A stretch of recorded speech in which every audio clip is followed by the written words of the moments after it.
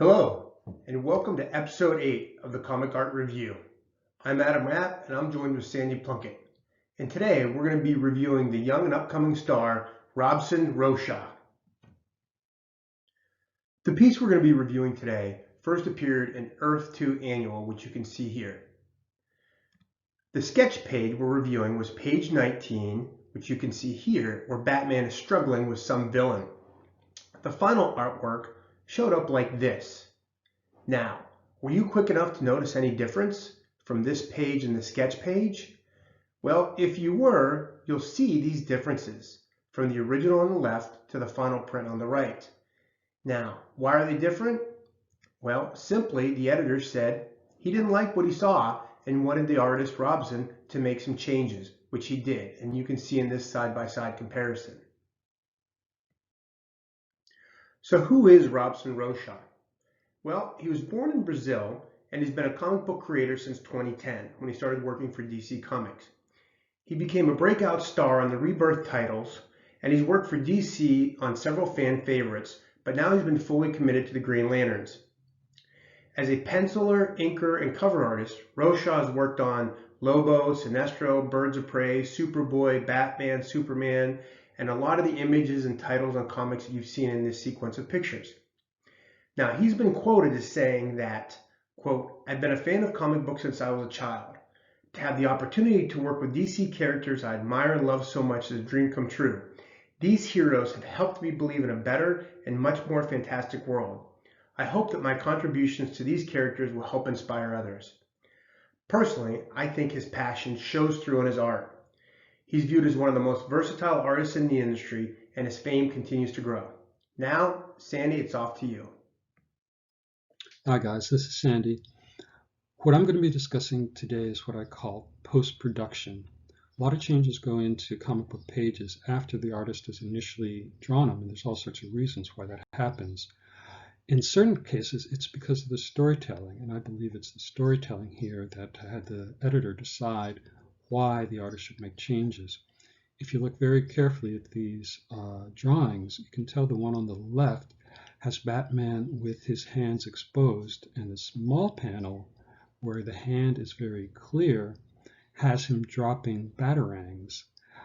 We don't see where he gets those batarangs from, and that makes it a little curious that they appear out of nowhere.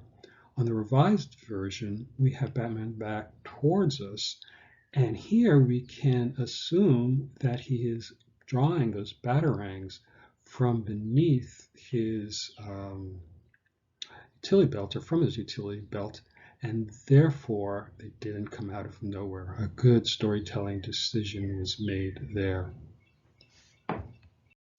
Most of the changes that go onto artwork aren't nearly as dramatic as the one we just saw.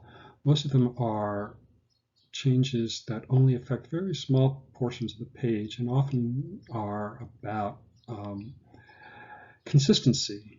Sometimes the costumes are not the same from one panel to another, and an editor says we got to be consistent.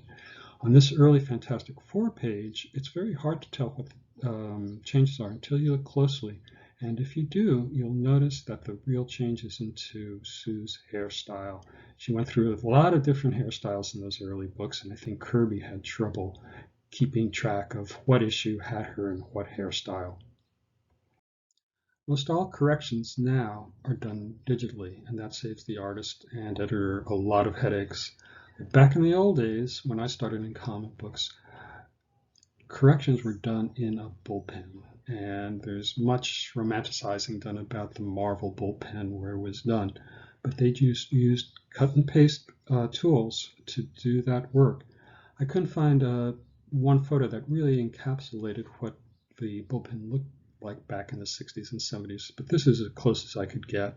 This is probably late 70s, and you can see all the tools that are around on the desk, which they use to do those paste ups.